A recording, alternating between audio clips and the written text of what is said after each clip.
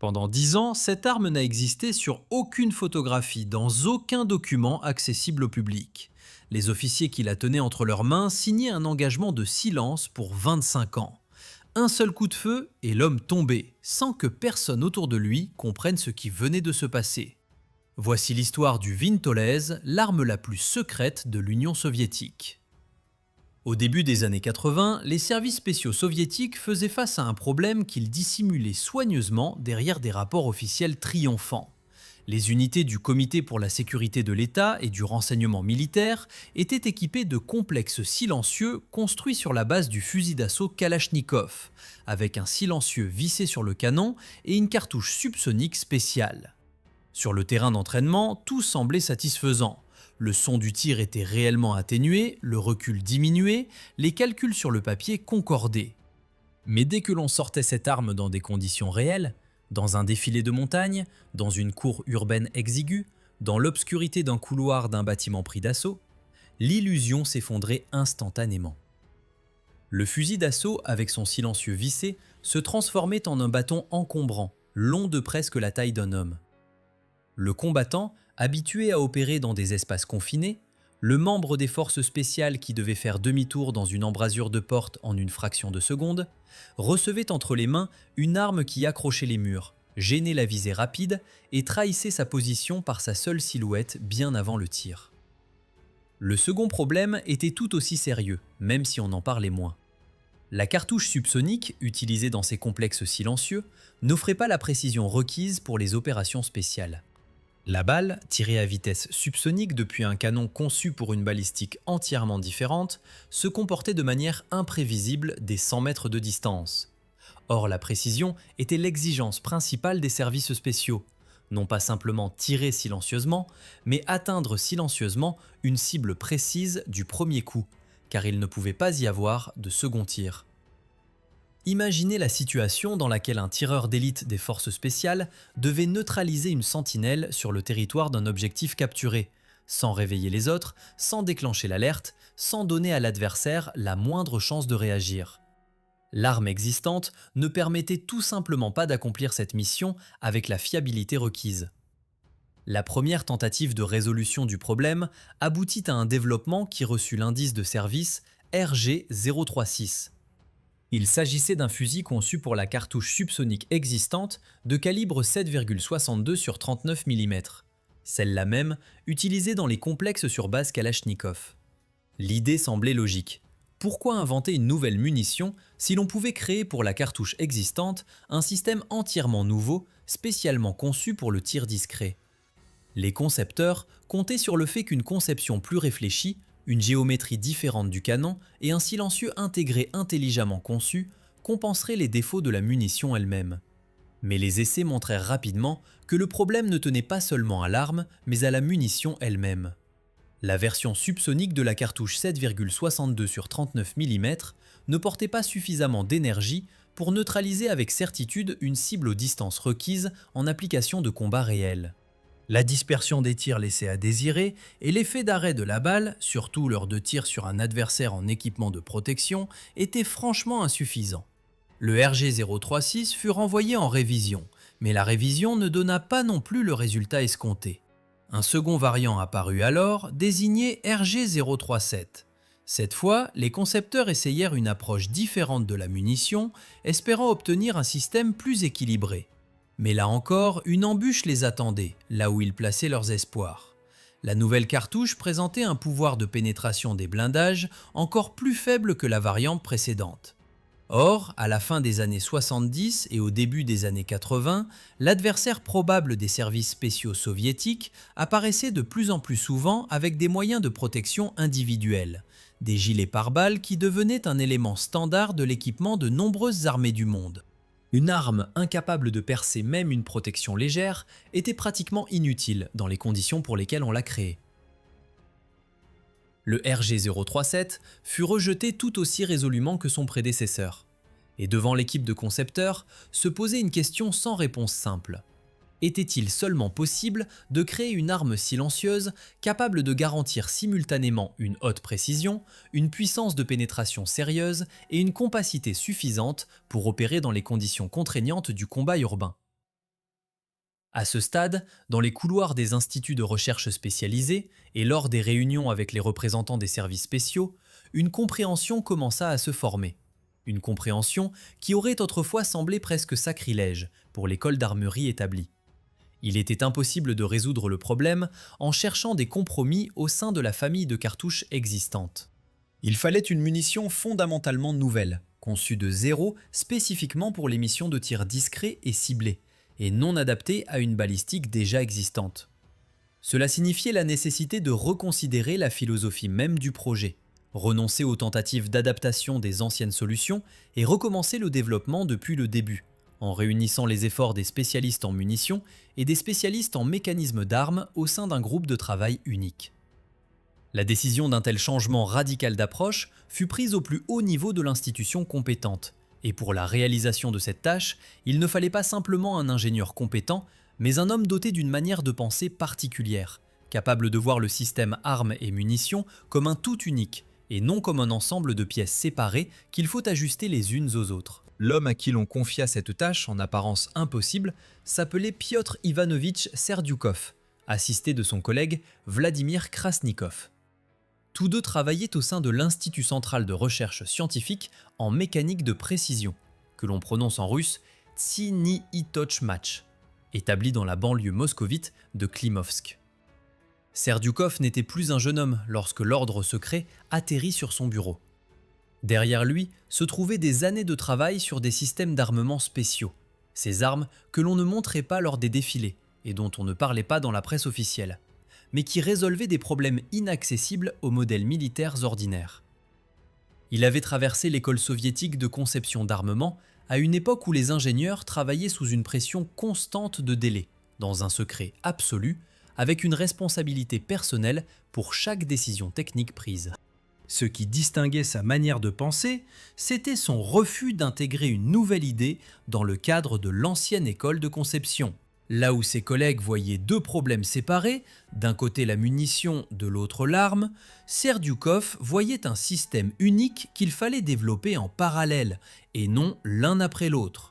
C'est précisément cette qualité qui fit de lui le candidat numéro 1 lorsque la direction de l'institution compétente comprit que les tentatives précédentes avaient abouti à une impasse. La tâche qu'on lui confia n'avait pas de solution technique simple. Créer une munition capable à la fois de voler plus lentement que la vitesse du son afin de ne pas trahir le tir par un claquement caractéristique et de porter suffisamment de masse et d'énergie pour neutraliser avec certitude une cible protégée par un gilet pare-balles, à une distance pouvant atteindre 400 mètres. Le travail sur la nouvelle cartouche se déroula dans une atmosphère de secret si totale que même les employés des départements voisins du même bureau d'études ignoraient ce à quoi s'occupait le groupe de Serdyukov. La documentation circulait sous des désignations conditionnelles, ne révélant pas la véritable nature du développement, et les essais de la nouvelle munition se tenaient sur des polygones fermés, accessibles à un cercle extrêmement restreint de personnes. La logique même de la création de cette cartouche était révolutionnaire pour son époque. Les spécialistes en munitions de l'Institut développèrent en parallèle une approche radicalement nouvelle. Au lieu d'une balle allégée, traditionnellement utilisée dans les munitions subsoniques et souffrant d'un faible effet d'arrêt, ils choisirent d'augmenter la masse de la balle tout en maintenant une vitesse de vol subsonique. Cette approche permettait de compenser la perte d'énergie cinétique liée à la faible vitesse par la masse même du projectile, et résolvait simultanément le problème de pénétration des blindages qui avait condamné les deux variantes précédentes. C'est ainsi que naquit la cartouche de 9 mm sur 39 mm, une munition dotée d'une balle lourde équipée d'un noyau en acier capable de percer les moyens de protection individuels de l'adversaire aux distances de combat réelles. Cette solution allait à l'encontre de la logique habituelle de conception des munitions à cette époque, où la vitesse était considérée comme le principal facteur d'efficacité et une vitesse faible était automatiquement perçue comme un défaut impossible à compenser. Serdyukov, Krasnikov et leurs collègues prouvèrent le contraire. Une balle lourde bien conçue à vitesse subsonique peut être tout aussi efficace, voire plus efficace dans certains aspects, qu'une munition rapide traditionnelle, surtout lorsque l'objectif final est la discrétion du tir associée à la neutralisation garantie d'un adversaire protégé. En parallèle de la mise au point de la cartouche, la conception du fusil lui-même prenait forme. Et là encore, l'équipe de concepteurs s'écarta des schémas habituels. L'automatisme de la nouvelle arme fut construit sur la base d'un prélèvement des gaz de poudre par un orifice latéral dans la paroi du canon. Un schéma éprouvé par des décennies d'utilisation des fusils d'assaut Kalachnikov et qui avait démontré sa fiabilité dans les conditions les plus difficiles. Mais le verrouillage du canon fut conçu différemment. La tête de culasse tournante à tenons multiples assurait une répartition plus uniforme de la charge au moment du tir et améliorait la tenue en précision par rapport au schéma de verrouillage traditionnel de l'armement soviétique. Il est intéressant de noter qu'un principe similaire de verrouillage rotatif était utilisé dans certains développements étrangers de la même période, ce qui confirmait la justesse de la solution technique retenue, même si les concepteurs soviétiques y étaient parvenus de manière totalement indépendante, sans aucun accès aux modèles étrangers. Le défi d'ingénierie le plus complexe fut la conception du canon associé au silencieux. Serdyukov proposa ici une solution qui allait devenir la marque distinctive de l'ensemble du complexe.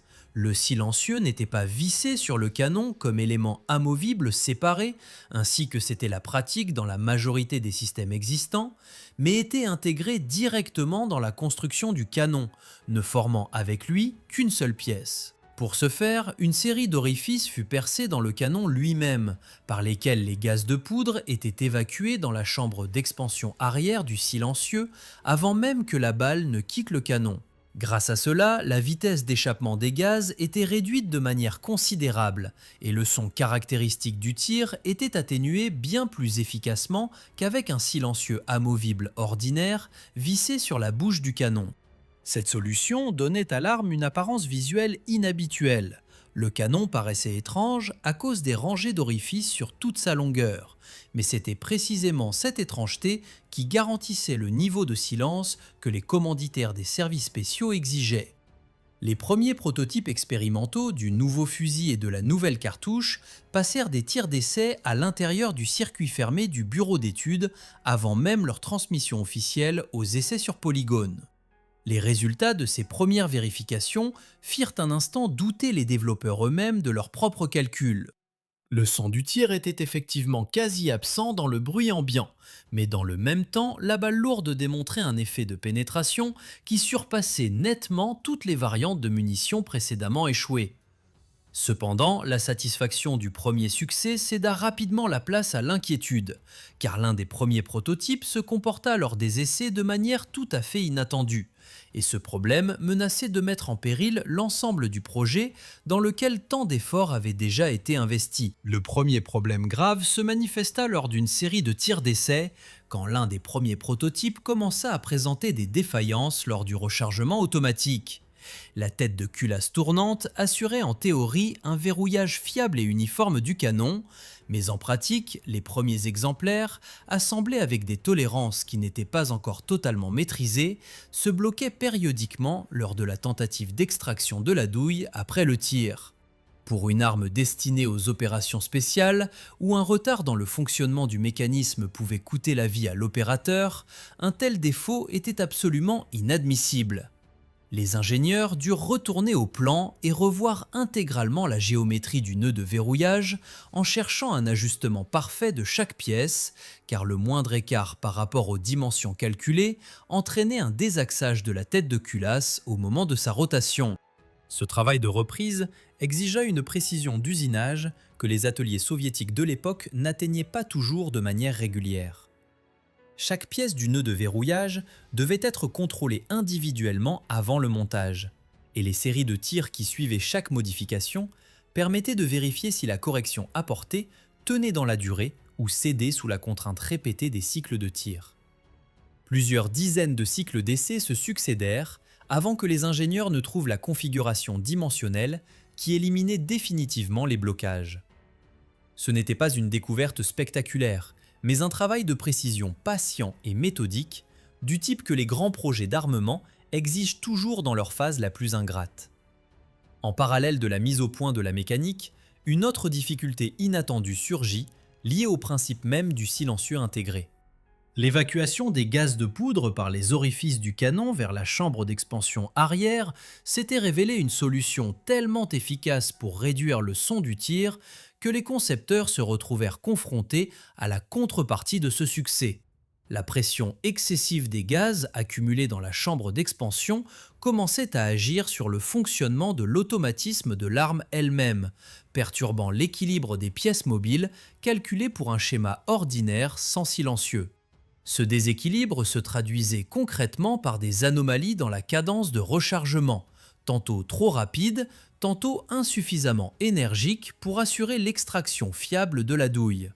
La solution fut trouvée en modifiant le nombre et le diamètre des orifices d'évacuation des gaz le long du canon, en obtenant une répartition de la pression telle que le silencieux atténuait efficacement le son sans pour autant perturber le fonctionnement stable du mécanisme de rechargement. Cette mise au point prit un temps considérable et nécessita plusieurs dizaines de cycles d'essais supplémentaires avant que les ingénieurs ne trouvent la configuration optimale. Lorsque les exemplaires révisés arrivèrent enfin aux essais sur polygone devant la commission d'État, la réaction des spécialistes militaires fut nuancée.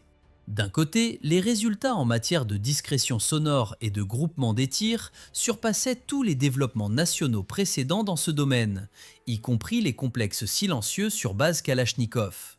De l'autre, certains membres de la commission exprimaient des doutes quant au caractère hautement spécialisé de l'arme, soulignant que le fusil disposait d'une capacité de chargeur extrêmement limitée, 10 cartouches seulement, ce qui était nettement inférieur aux modèles militaires habituels, et que l'arme n'était manifestement pas adaptée à un combat intense et prolongé.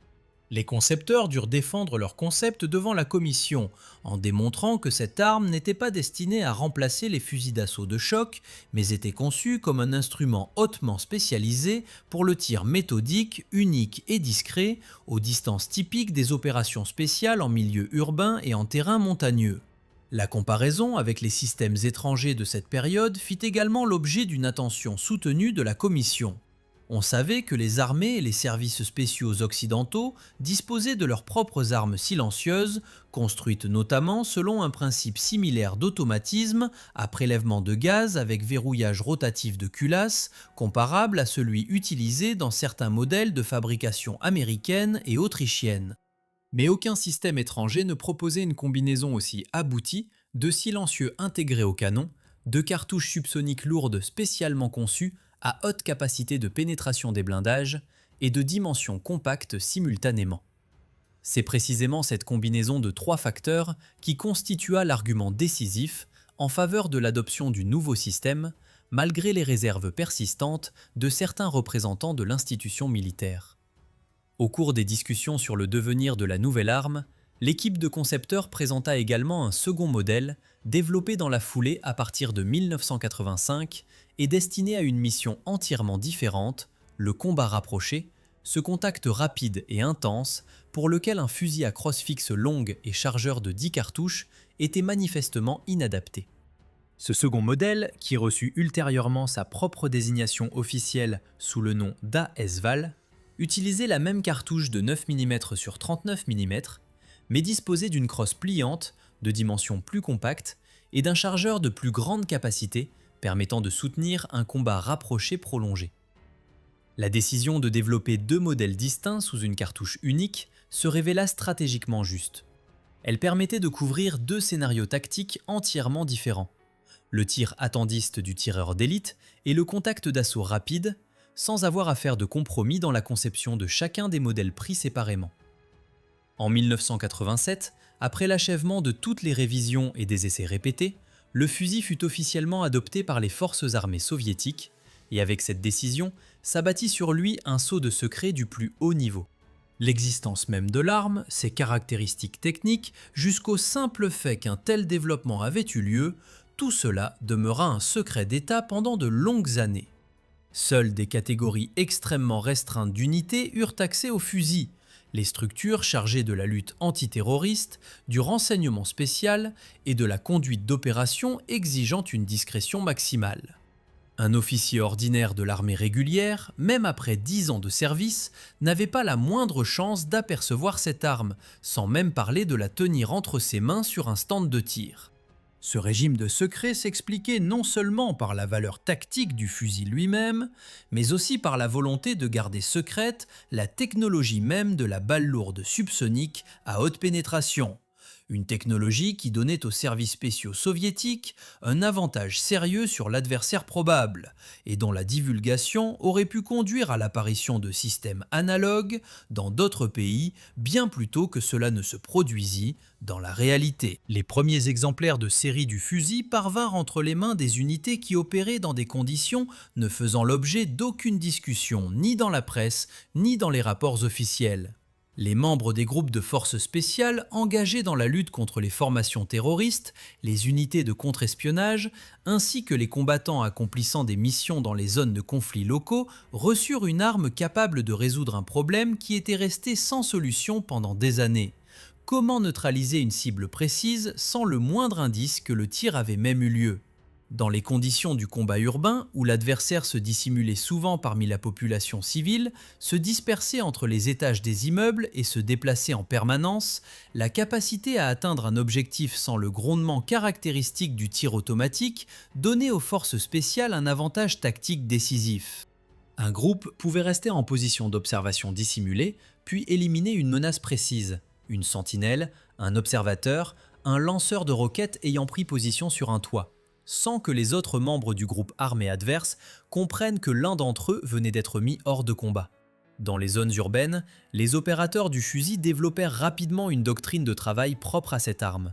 Contrairement aux tireurs d'élite classiques qui cherchent à maximiser la distance entre lui et sa cible, l'opérateur du Vintorez travaillait souvent à des distances moyennes, entre 100 et 300 mètres, dans des environnements où la maîtrise de l'espace visuel était aussi importante que la justesse du tir elle-même.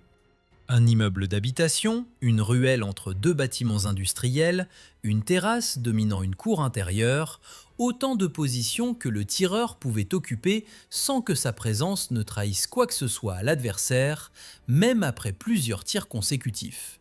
Cette capacité à engager plusieurs fois depuis la même position sans se démasquer représentait un changement fondamental dans la façon dont les forces spéciales soviétiques concevaient le tir discret de haute précision.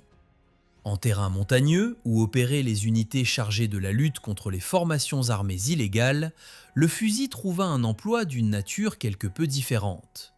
Ce qui importait ici n'était pas tant la distance absolue de tir, elle ne dépassait pas 300 à 400 mètres, mais la capacité à observer les positions de l'adversaire et à neutraliser des cibles isolées sans démasquer sa propre position.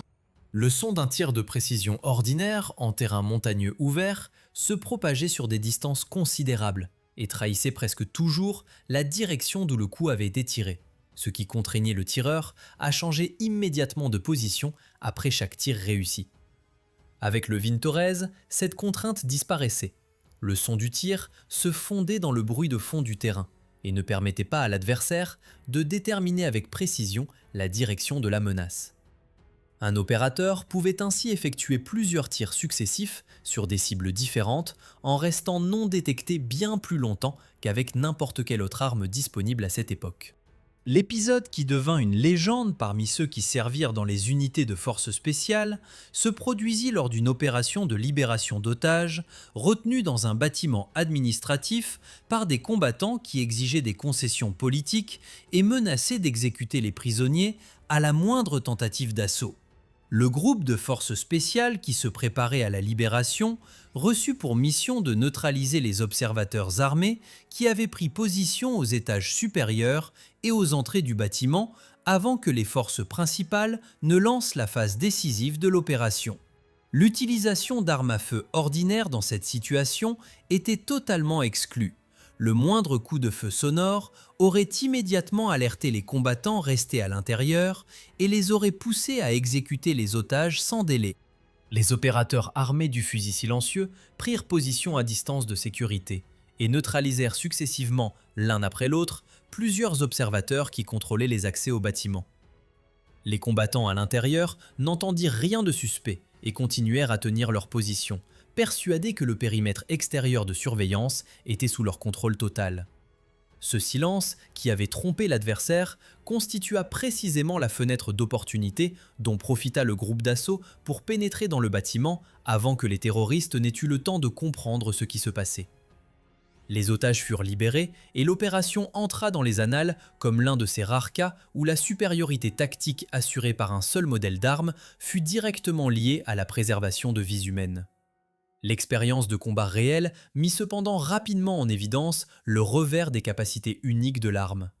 Le chargeur de 10 cartouches, dicté par la philosophie même du tir unique et méthodique, se révélait une contrainte sérieuse dans les situations où la situation changeait brusquement et où l'opérateur devait réagir rapidement à des menaces multiples.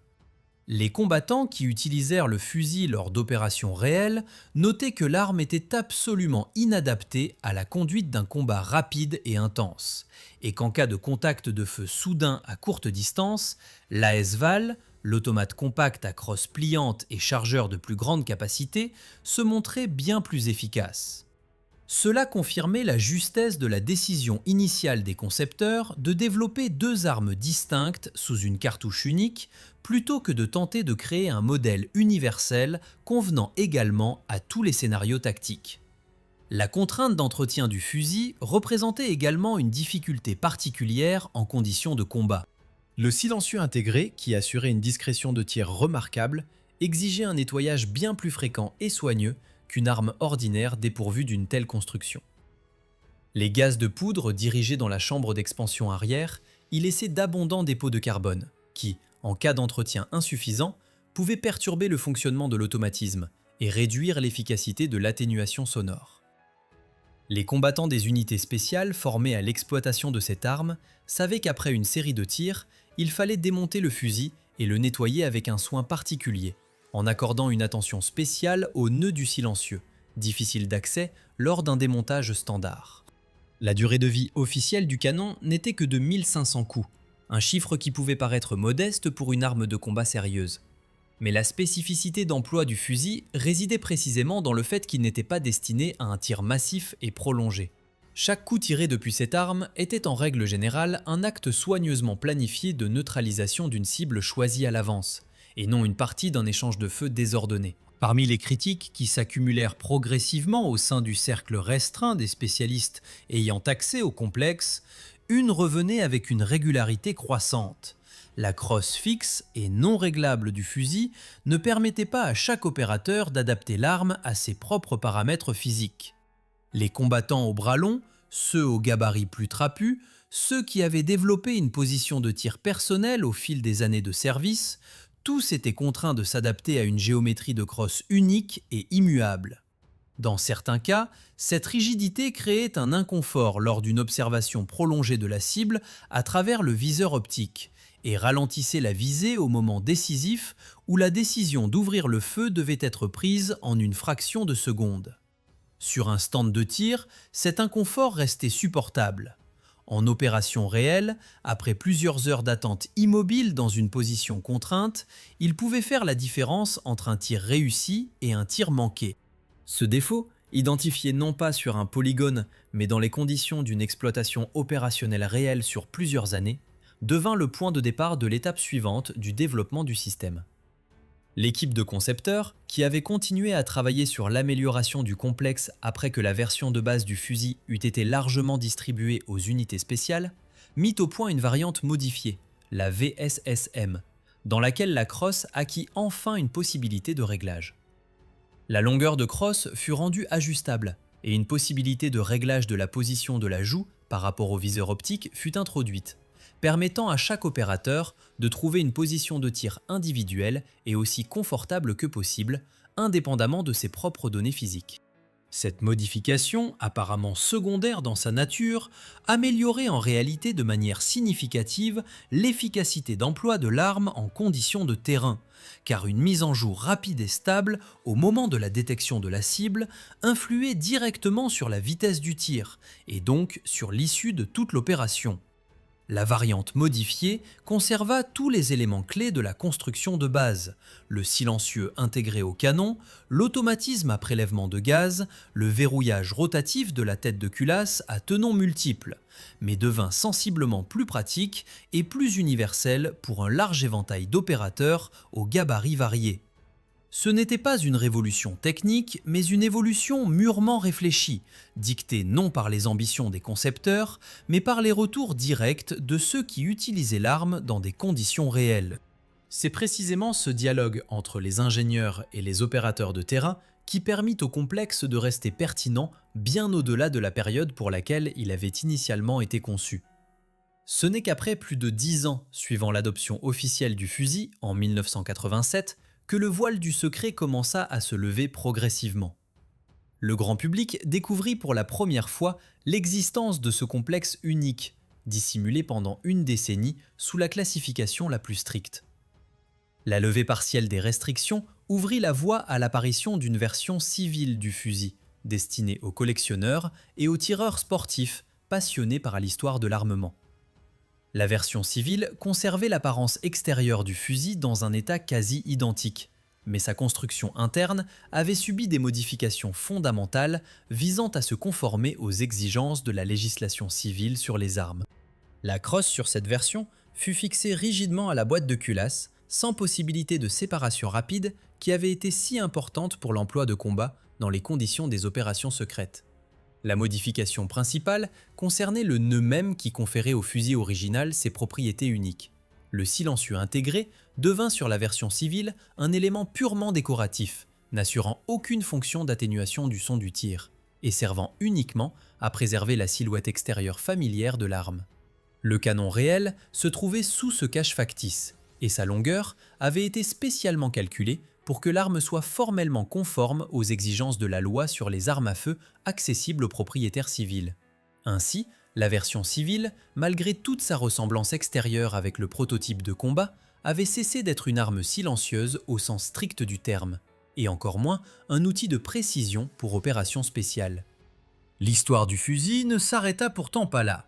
Lors de la première guerre de Tchétchénie en 1994, puis lors de la seconde en 1999, le Vintorez fut engagé dans des conditions radicalement différentes de celles pour lesquelles il avait été conçu. Les unités des forces spéciales russes l'utilisèrent dans les ruines de Grozny, dans des combats de rue où les distances d'engagement se réduisaient parfois à quelques dizaines de mètres et où la discrétion du tir prenait une valeur nouvelle dans le chaos urbain. Des témoignages de combattants font état de situations où le fusil permit d'éliminer des tireurs embusqués postés dans des immeubles en ruine sans déclencher de riposte immédiate, l'adversaire ne parvenant pas à localiser la source des tirs dans le bruit permanent des combats environnants. Ce furent précisément ces conflits qui révélèrent au monde extérieur l'existence du Vintorez, jusqu'alors inconnu des services de renseignement occidentaux, qui découvrirent cette arme avec un étonnement certain lorsque les premiers exemplaires capturés ou photographiés commencèrent à circuler en dehors du territoire soviétique, puis russe. Piotr Ivanovitch Serdyukov et Vladimir Krasnikov avaient créé bien plus qu'un fusil. Ils avaient démontré qu'une arme conçue autour d'une munition développée spécifiquement pour elle et non adaptée à une cartouche existante pouvait atteindre un niveau de performance qu'aucun compromis n'aurait permis d'approcher. Des décennies après sa mise en service, le Vintorez reste en dotation active dans les unités pour lesquelles la discrétion du tir demeure une exigence opérationnelle non négociable. Non pas comme une relique du passé, mais comme un outil dont aucun successeur direct n'a encore pleinement reproduit la combinaison de qualité. Une arme née du refus de l'impossible, qui continue aujourd'hui de faire ce pourquoi elle a été faite, tirer sans que personne n'entende rien. Merci de nous avoir suivis jusqu'au bout de cette histoire sur l'Arsenal de l'Histoire. Laissez un commentaire pour nous dire ce que vous en avez pensé, mettez un like et abonnez-vous à la chaîne pour ne manquer aucun de nos prochains épisodes sur les armes et les hommes qui ont changé l'histoire.